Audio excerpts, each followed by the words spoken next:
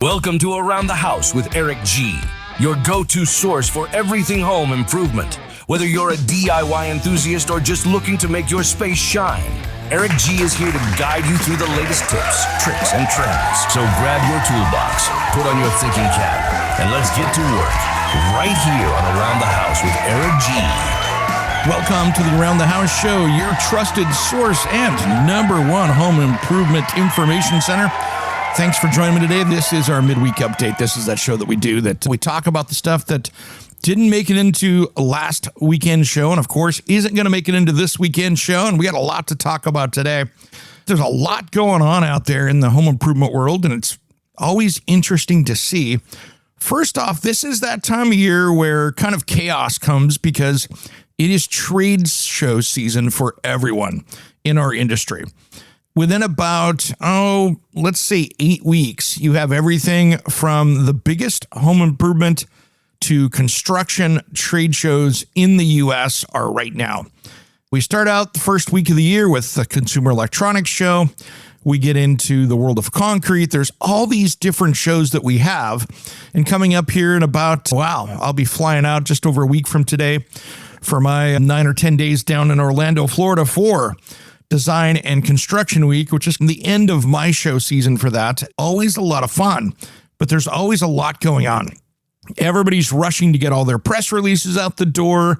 We have this amazing show that I'll really be able to show you this year a little bit more of what to see in the show because, man, there's some great stuff out there.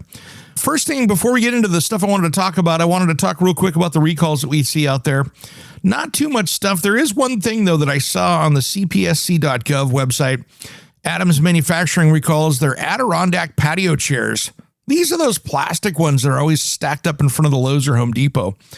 They only had about 6,100 of them, and that's probably what I see at a regular Home Depot store anyway. But they say they can crack and collapse, posing injury and fall hazard. I thought that was, to be honest, part of buying those, that at some point someone is going to hit the ground. And it could be whether you're sitting by the fire or anything else. Those things tend to fall and crack, and I'm not even the biggest dude.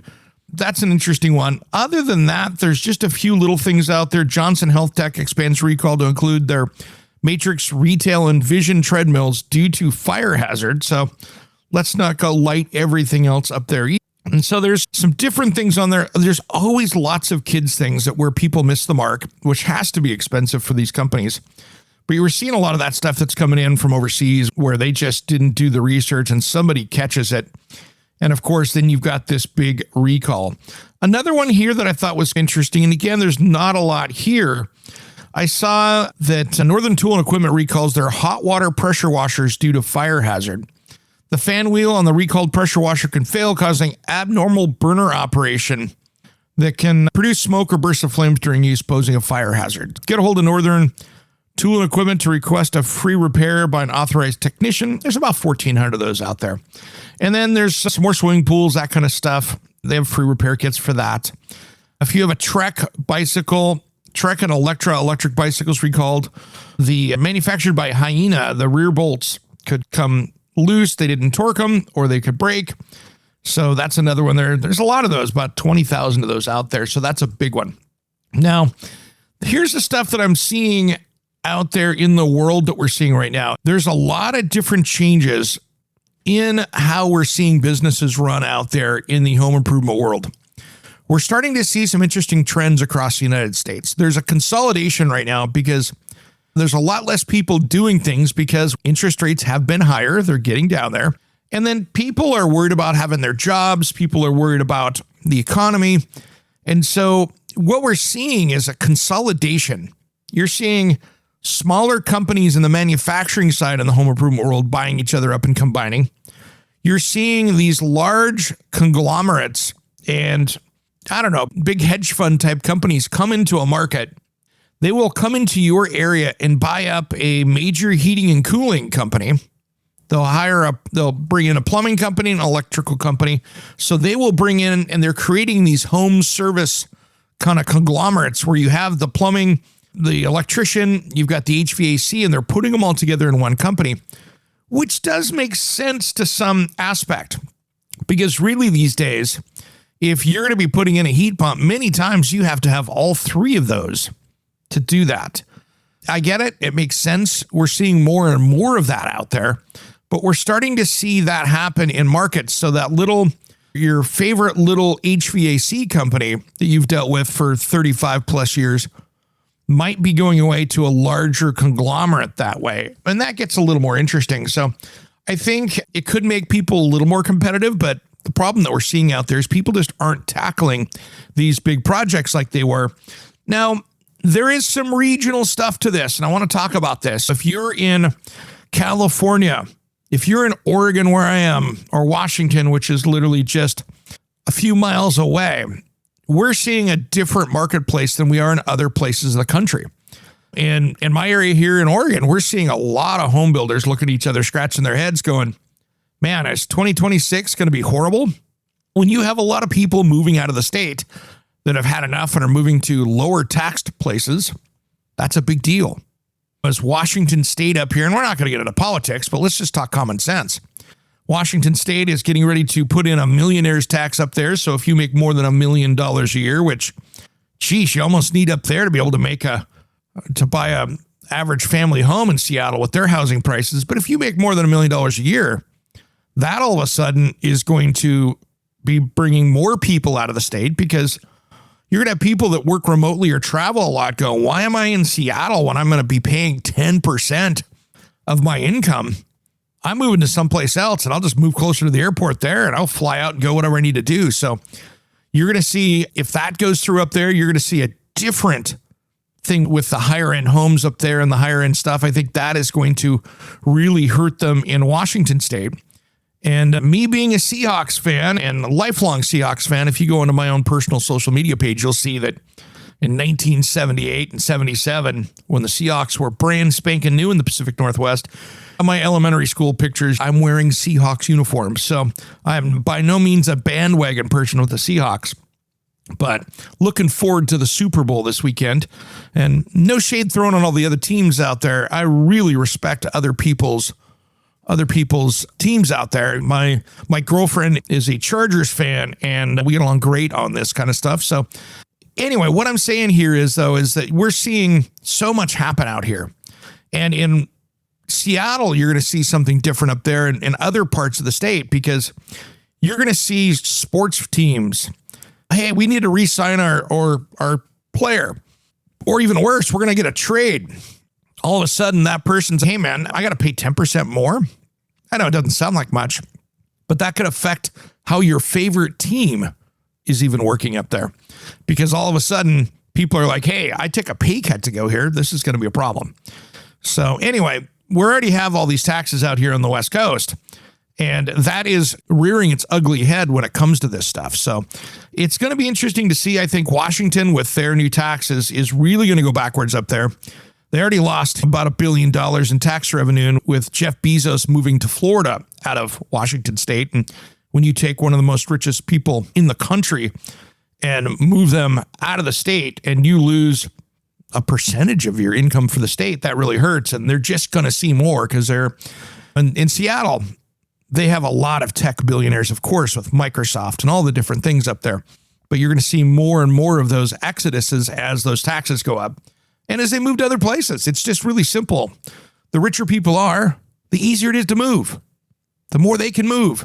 And if you're just going to tax those people, you're going to lose that tax base. And we're going to see this happen because it happens everywhere else. That's why you see in these Western states, less people are moving, more people are moving away. And are people buying homes when people are moving away? No, they're trying to sell them. So new construction out here is bad. You're not seeing any tower cranes around unless it's a public works project. You used to be able to drive through Portland and see 15 or 20 tower cranes, and you might see one, but it's probably a public works project if you do. These are things that are affecting other states out there are really doing well. And if you're in that area, I applaud that you guys are doing things well. So that's really interesting to see. So we're seeing parts of the country where things are booming, parts of the country where things are going backwards.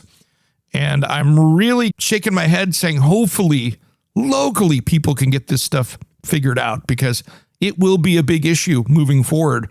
And to see if your city or your state or even your county or township does well will be directly done at how your local economy works and that. So this is not going to be like 2008 where we saw housing crashes out there. This is going to be much more of a regional thing. We're going to see, I think in 2026, more people moving around to get themselves settled and get back in there. Hey, there's something I wanted to talk about here too, real quick. We're going to be talking about it. I'm going to have Johnny on the show here. We might do an extra, just an extra one here this week. So stay tuned for the podcast. Make sure you hit subscribe button for that because we are working on some stuff here. He is getting ready to roll out. And I am super excited about this. But we're going to be rolling out his program that he's been working and all that. It's going to be a lot of fun. I'm super stoked. And this is an AI program for you contractors out there.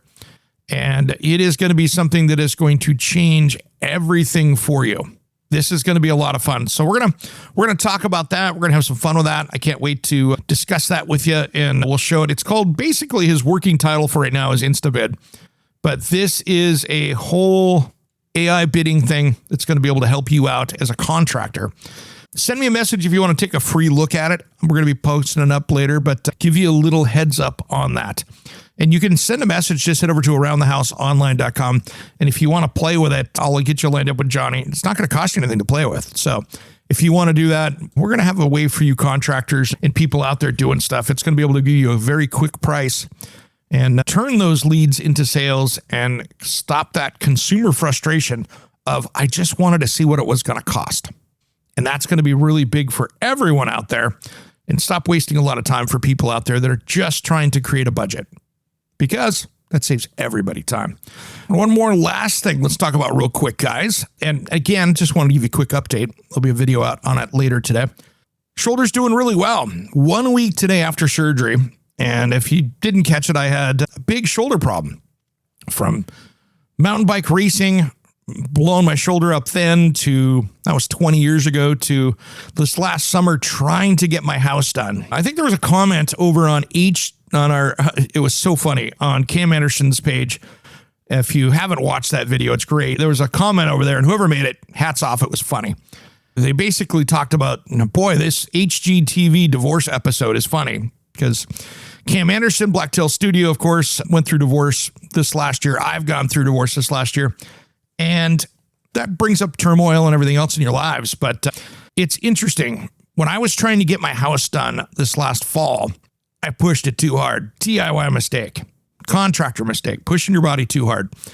Doing that cedar roof the ceiling in my house with a already torn up shoulder, just pushed it too hard. So that's where I tore the rotator cuff and partially tore the bicep and all these other things, had damage previously they had to fix. So I am 1 week out, and oh my gosh, my thing to you guys out there, make sure if you've got a shoulder, stay into the doc.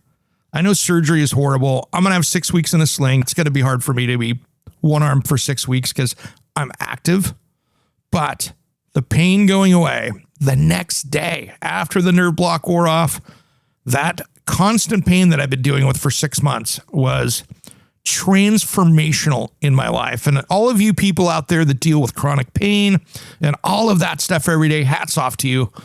The next day it was gone. And even though they had been in my shoulder with a scope and all these other things, it felt so much better the next day. Got off the pain pills after about 30 hours and got through that. And now it's just Tylenol. So doing that, and it's working really well. And now I just have a lot of PT in the future after I get back from Design and Construction Week. So you'll see a lot of videos from me down there. I'll be one-arming it, as you'll see, but looking forward to heading down there next week. And we'll have some special stuff, some special people, and a lot to see down there. So you'll be seeing a lot of updates online with that. All right, everybody. Hey, this is running long. I'm going to roll. Thanks for tuning into Around the House. We got a great new show this weekend and some great stuff coming up. We'll see you then. I appreciate every one of you tuning in. I'm Eric G, and you've been listening to Around the House. Make sure to follow us on social media. Just head to aroundthehouseonline.com for all the links. Make sure you check out our new YouTube channel. Just type in at Around the House with Eric G and click subscribe and ring the bell for updates. We will see you next time.